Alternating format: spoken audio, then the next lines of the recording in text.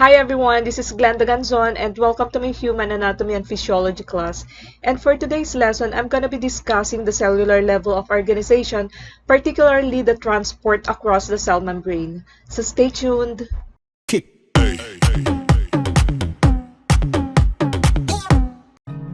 One of the great wonders of cell membrane is its ability to regulate the concentration of substances inside the cell.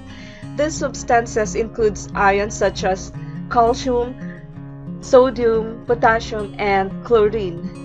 Nutrients including sugars, fatty acids, and amino acids, and waste products, particularly carbon dioxide, which must leave the cell. The membrane's lipid bilayer structure provides the first level of control. The phospholipids are tightly packed together and the membrane has hydrophobic interior. This structure causes the membrane to be selectively permeable. A membrane that has a selective permeability allows only substances meeting certain criteria to pass through unaided. In the case of the cell membrane, only relatively small, non-polar material can move through the lipid bilayer. Remember, the lipid tails of the membranes are non-polar. So, some examples of this are other lipids, oxygen, carbon dioxide gases, and also alcohol. However, water-soluble materials like glucose, amino acids, and electrolytes need some assistance to cross the membrane because they are repelled by hydrophobic tails of the phospholipid bilayer. So all substances that move through the membrane do so by one or two general methods, which are categorized based on whether or not energy is required. Passive transport is the movement of substances across the membrane without the expenditure of cellular energy, or in contrast, active transport is the movement of substances across the membrane using energy from adenosine triphosphate or ATP. In order for us to understand how substances move passively across the cell membrane, let me discuss to you the passive transport. It is necessary to understand concentration gradients and diffusion. So a concentration gradient is the difference in concentration of substance across a space. Molecules or ions will spread, diffuse from where they are more concentrated to where they are less concentrated until they are equally distributed in the space. So when molecules move in this way, they are said to move down their concentration gradient. So diffusion is a movement of particles from an area of higher concentration to an area of lower concentration. A couple of common examples will help to illustrate this concept. Imagine being inside a closed bathroom. If a bottle of perfume were sprayed, the scent molecules would naturally diffuse from the spot where they left the bottle to all corners of the bathroom, and this diffusion would go on until no more concentration gradient remains. And another example is a spoonful of sugar placed in a cup of tea. Eventually, the sugar will diffuse throughout the tea until no concentration gradient remains. In both cases, if the room is warmer or the tea hotter, diffusion occurs even faster as the molecules are bumping into each other and spreading out faster than at cooler temperature. Having an internal body temperature about 36 point something degrees centigrade thus also aids in diffusion particles within the body. So whenever a substance exists in greater concentration on one side of a semi-permeable membrane, such as cell membranes, any substance that can move down its concentration gradient across the membrane will do so. Consider substances that can easily diffuse through the lipid bilayer of the cell membrane, such as the gases oxygen and carbon dioxide generally diffuses into cells because it is more concentrated outside of them. And carbon dioxide typically diffuses out of the cells because it is more concentrated inside of them. Neither of these examples requires any energy on the part of the cell, and therefore they use passive transport to move across the membrane. Before moving on, you need to review the gases that can diffuse across the cell membrane because cells rapidly use up oxygen during metabolism. So there is typically a lower concentration of oxygen inside the cell than outside. And as a result, oxygen will diffuse from the interstitial fluid directly through the lipid bilayer of the membrane and into the cytoplasm within the cell. And on the other hand, because cells produce carbon dioxide as the byproduct of metabolism, carbon dioxide concentration also rises within the cytoplasm. So therefore, carbon dioxide will move from the cell through the lipid bilayer and into the interstitial fluid, so where its concentration is lower. This mechanism of molecules spreading from where they are more concentrated to where they are less concentrated is a form of passive transport, and it's called simple diffusion. So this is a picture of simple diffusion across the cell membrane. The structure of the lipid bilayer allows the small nonpolar substances such as oxygen and carbon dioxide to pass through the cell membrane down to their concentration gradient by simple diffusion. Solutes dissolved in water on either side of the cell membrane will tend to diffuse down their concentration gradients, but because most substances cannot pass freely through the lipid bilayer of the cell membrane, their movement is restricted to protein channels and specialized transport mechanisms in the membrane. We have another topic here, which is the facilitated diffusion. So what is a facilitated diffusion? It is the diffusion process used for those substances that cannot cross the lipid bilayer due to the size and or polarity. A common example of facilitated diffusion is the movement of glucose into the cell, where it is used to make ATP. Although glucose can be more concentrated outside of a cell, it cannot cross the lipid bilayer via simple diffusion because it is both large and polar.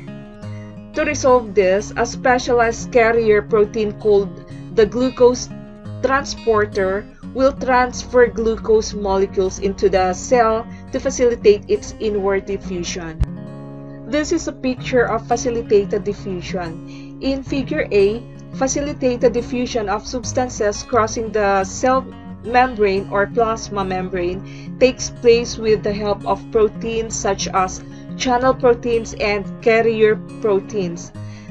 Channel proteins are less selective than the carrier proteins and usually mildly discriminate between their cargo based on size and charge.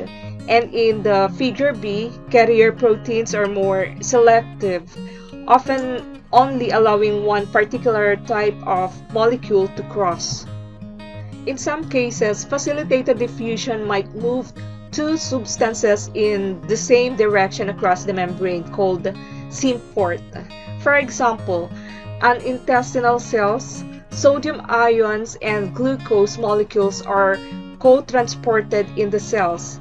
In other cases, the facilitated diffusion might only require a tunnel-like channel for particular solutes, such as electrolytes, which is small charge ions, to pass through the membrane, and this is called a uniport.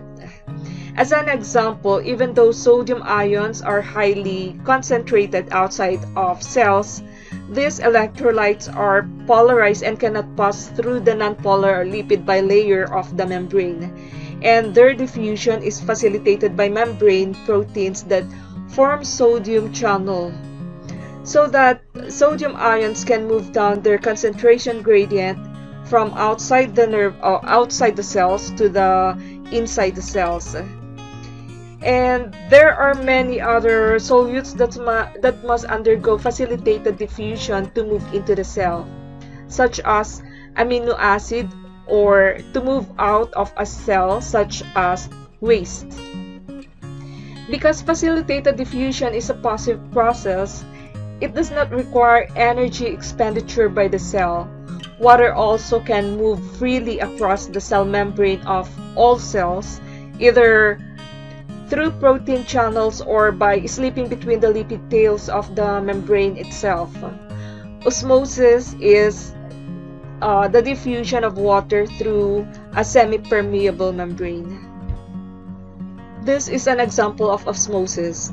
If membrane is permeable to water, though not to a solute, water will equalize to its own concentration by diffusing to the side of lower water concentration and thus the side of higher solute concentration. In the beaker on the left, the solution on the right side of the membrane is hypertonic. The movement of water molecules is not itself regulated by cells. So it is important that cells are exposed to an environment in which the concentration of solutes outside the cells in the extracellular fluid is equal to the concentration of solutes inside the cells or in the cytoplasm. Two solutions that have the same concentration of solutes are said to be isotonic, or in other words, equal tension. So when cells and their extracellular environments are isotonic, the concentration of the water molecules is the same outside and inside the cell, and the cells maintain their normal shape and functions. Osmosis occurs when there is an imbalance of solute outside a cell versus inside the cell. So a solution that has higher concentration of solutes than another solution is said to be hypertonic, and water molecules tend to diffuse into a hypertonic solution. So in this case, cells in a hypertonic solution will shrivel as water leaves the cell via osmosis. So in contrast, a solution that has a lower concentration of solutes than another solution is said to be hypotonic, and water molecules tend to diffuse out of a hypotonic solution. Cells in a hypotonic solution will take on too much water and swell, with the risk of eventually bursting. A critical aspect of homeostasis in living things is to create an internal environment in which all of the body's cells are in an isotonic solution. Various organ systems, particularly the kidneys, work to maintain this homeostasis. So in this picture is a concentration of solutions. A hypertonic solution has a solute concentration higher than another solution, and an isotonic solution has a solute concentration equal to another solution. And lastly, a hypotonic solution has a solute concentration lower than another solution. Another mechanism besides diffusion to possibly transport materials between compartments is filtration. Unlike diffusion, a substance from where it is more concentrated to less concentrated, filtration uses a hydrostatic pressure gradient that pushes the fluid and the solutes within it from a higher pressure area to a lower pressure area. So filtration is an extremely important process in the body. For example, the circulatory system uses filtration to move plasma and substances across the endothelial lining of capillaries and into surrounding tissues, supplying cells with the nutrients. Filtration pressure in the kidneys provides the mechanism to remove waste from the bloodstream also. So that ends my lecture about the transport across the cell membrane, particularly the passive transport. And if you have any question, please write it in the comment section down below, and I'll be glad to answer them all. And once again, thank you so much for watching this video and for listening to my discussion. Until my next video, bye!